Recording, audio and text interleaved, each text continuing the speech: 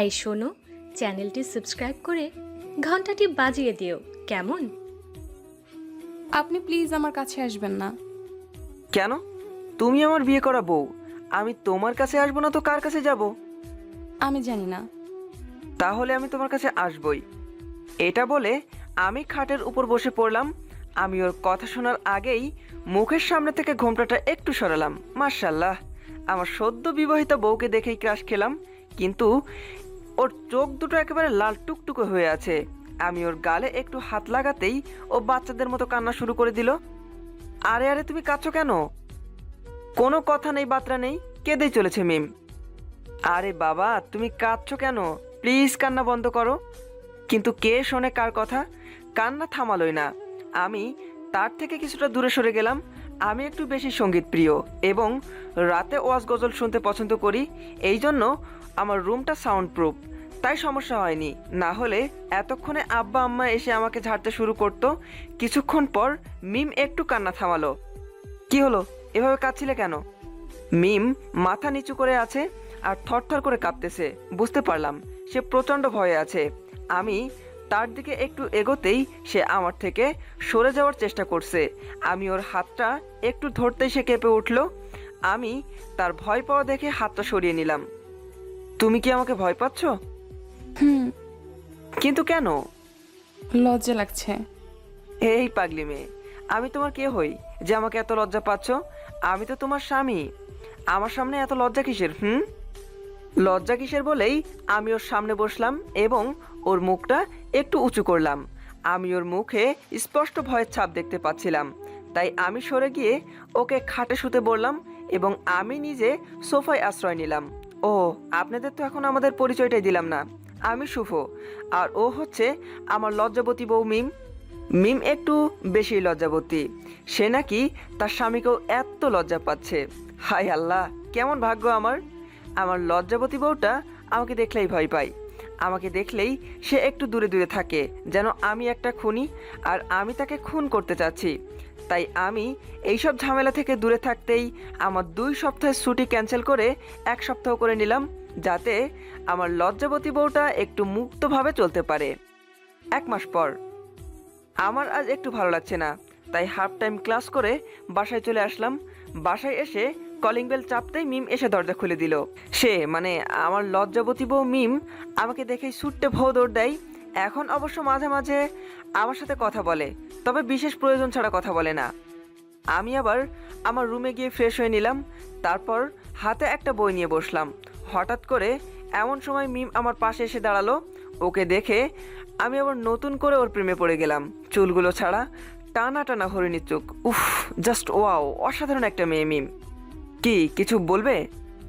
আপনি আজ হঠাৎ এত দ্রুত চলে আসলেন কেন? ওর এমন কথা শুনে আমি অবাক হয়ে গেলাম, তাও নিজেকে সামলে নিলাম। ভালো লাগছিল না, তাই চলে আসলাম। কেন, কোনো সমস্যা? না মানে এমনি। বলে চলে যাচ্ছিল মিম, কিন্তু আমি ওর হাতটা ধরে এক টানে আমার কোলের উপর টেনে নিলাম। এই এই কি করছেন? আমাকে ছাড়ুন প্লিজ, কেউ দেখে ফেলবে। কেউ দেখবে না, আর দেখলেই বা কি হবে? আমি তো তোমার স্বামী, অন্য কেউ তো না। প্লিজ আমাকে ছাড়ুন। আচ্ছা আচ্ছা, ছেড়ে দিব। তার আগে যদি আমাকে একটা ইয়ে দাও, তাহলে ছেড়ে দিব। ইয়েটা আবার কি? ইয়ে মানে বোঝো না? না, বুঝি না। আচ্ছা, আমি বুঝিয়ে দিচ্ছি। বলেই ওর কপালে আমার ভালোবাসা ছোঁয়া দিলাম। মিম হঠাৎ করে কেঁপে উঠল এবং বলল, এই, এটা আপনি কি করলেন? আমি তোমাকে ইয়ে মানে কি সেটা বোঝাচ্ছি। এখন আমাকে একটা ইয়ে দাও। কেন, আপনি দিলেন যে? সেটা তো আমি দিলাম, এবার তুমি দাও প্লিজ। না, আমি দেব না। তাহলে আমি ছাড়বো না। প্লিজ আমায় ছেড়ে দেন। ছাড়বো না। তুমি আগে একটা ইয়ে দিবা, তারপর ছাড়বো। আমি দিতে পারবো না। দিবে না তুমি? না, আমি পারবো না। আচ্ছা ঠিক আছে, তোমাকে দিতে হবে না। বলেই আমি ওকে ছেড়ে দিয়ে আমার ফোন আর মানিব্যাগ নিয়ে বাইরে যেতে লাগলাম। এমন সময় মিম এসে সামনে হাজির। এই, আপনি এখন কোথায় যাচ্ছেন? বাইরে যাব। কোথায়? এক মেয়ে ফ্রেন্ডের বাসায়। কেন যাবেন? সে আমাকে অনেক পছন্দ করে, তাই তার কাছে যাচ্ছি। মিম এবার এক লাফ দিয়ে আমার মুখোমুখি এসে দাঁড়ালো। আপনি সেখানে যাচ্ছেন কেন? ইয়ে খেতে। না, আপনি তার কাছে যাবেন না।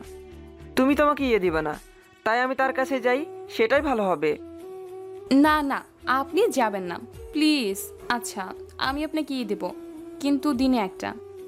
দিনে একটা মানে বছরে 365টা। থাক, তার চেয়ে বরং ভালো হবে আমি ওর কাছে যাই, ও আমাকে দিনে 10টা করে, মাসে অন্তত 300টা দিবে। আচ্ছা ঠিক আছে, দিনে 5টা, তার বেশি না। ওকে ঠিক আছে, এখন তাহলে দাও। এখনই? জানো। আচ্ছা, আপনিও চোখ বন্ধ করুন, আমার লজ্জা লাগছে। আচ্ছা শোনাবো। কিছুদিন পর রাতে আমি বেলকনিতে দাঁড়িয়ে আমার ছোট্ট ভাগ্নি মাইশার সাথে ফোনে কথা বলছিলাম। 5 বছর বয়স মাইশার। এমন সময় মিম চুপি চুপি আমার পিছনে এসে দাঁড়ালো। আমি টের পেয়েও না বোঝার ভান করে দাঁড়িয়ে রইলাম।